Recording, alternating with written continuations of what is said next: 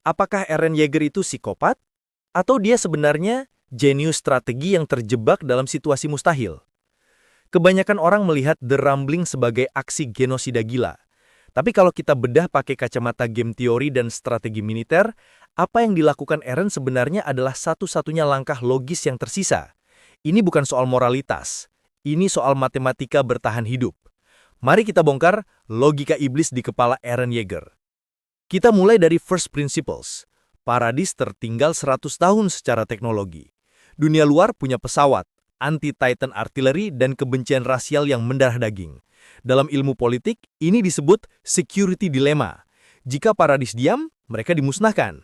Jika Paradis melawan setengah-setengah, misalnya cuma menghancurkan militer musuh, dunia akan takut, bersatu, lalu menyerang balik dengan nuklir di masa depan.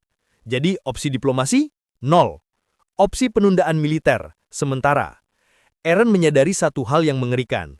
Di dunia yang zero-sum game, di mana kemenangan satu pihak adalah kematian pihak lain, solusi tengah-tengah adalah bunuh diri. Ini membawa kita ke konsep prisoner's dilemma.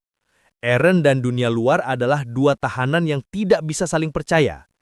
Satu-satunya cara untuk menjamin keamanan mutlak bagi Paradis bukan dengan membuat musuh takut, tapi dengan membuat musuh tiada. Eren melakukan apa yang disebut preemptive strike dalam skala total. Dia tidak mengambil resiko variabel masa depan. Dia menghapus papannya. Bagi Eren, membunuh 80% populasi dunia bukan pilihan yang ia suka, tapi itu adalah kos yang harus dibayar untuk membeli masa depan bagi teman-temannya. Ini adalah utilitarianisme yang terbalik, mengorbankan mayoritas dunia demi minoritas yang ia cintai. Tapi disinilah letak ironi terbesarnya. Eren terobsesi dengan kebebasan. Tapi karena dia bisa melihat masa depan, Attack Titan, dia justru menjadi orang paling tidak bebas di seluruh cerita. Dia tahu akhir ceritanya. Dia tahu dia harus menjadi monster supaya teman-temannya bisa menjadi pahlawan yang menghentikannya. Dia adalah budak dari takdir yang dia tulis sendiri. Dia bukan player yang menggerakkan bidak catur. Dia adalah bidak catur yang sadar kalau dia cuma bidak, tapi tetap harus maju sampai checkmate. Jadi, apakah logika Eren bisa dibenarkan? Tentu tidak secara moral, tapi secara strategis, dia menyelesaikan konflik 2000 tahun dalam satu langkah brutal.